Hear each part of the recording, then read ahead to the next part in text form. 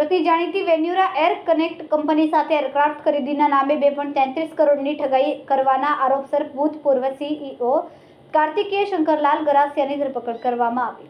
Mumbai airport પરથી America ભાગવાની ફિરાકમાં રહેલા કાર્તિકેયને ઉમરા પોલીસે લુકઆઉટ નોટિસના આધારે ઝડપી પાડ્યો।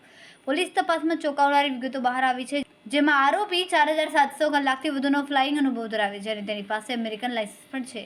અમેરિકામાં પણ ફ્લાઇંગ ટ્રેનિંગ આપતો હોવાનું તેણે પોતે જણાવ્યું હતું। ઉમરા પોલીસના જણાવ્યા મુજબ ડુમસ રોડ પર ઓફિસ ધરાવતા મનુ મોહનભાઈ સોજીત્રાએ 30 સપ્ટેમ્બર 2019ના રોજ ફરિયાદ નોંધાવી હતી। ફરિયાદમાં કહ્યું કે વેન્યુરા એર કનેક્ટ કંપનીમાં સીઈઓ તરીકે ફરજ બજાવતા કાર્તિકેય ગરાસિયાને એરક્રાફ્ટ ખરીદી માટે સત્તા આપવામાં આવી હતી। આ હેતુસર તેમણે કંપની પાસેથી કુલ 3,62,61,150 લીધા હતા, જો કે તેમણે એરક્રાફ્ટની ડિલિવરી આપી ન હતી અને માત્ર 1.19 કરોડ જ પરત કર્યા। બાકીના 2,63,15,617ની ઠગાઈ કરીને તે ફરાર થયો હતો। જી સર, એક છેતરપિંડીની ફરિયાદ નોંધાઈ હતી, શું છે વિગત?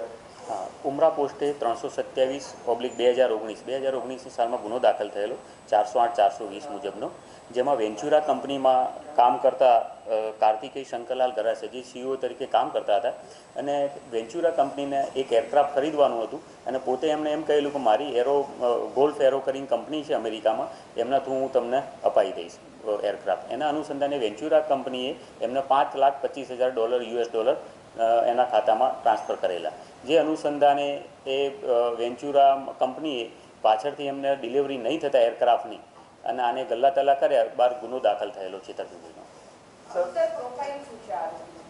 આરોપી પોતે એને પાયલોટની એની ટ્રેનિંગ દીધેલી છે અને ઇન્સ્ટ્રક્ટર તરીકે છે, પાયલોટના ઇન્સ્ટ્રક્ટર તરીકે ટ્રેનિંગ પણ આપે છે અને એરક્રાફ્ટમાં ને એ બધામાં સારી રીતે જાણકાર છે।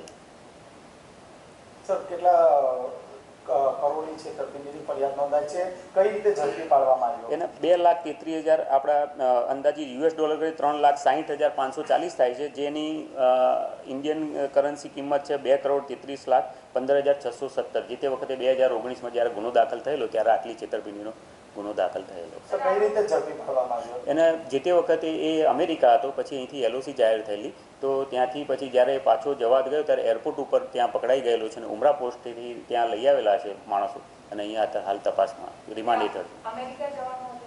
હા, પાછો ફરીથી અમેરિકા જવાનો હતો। એટલે સર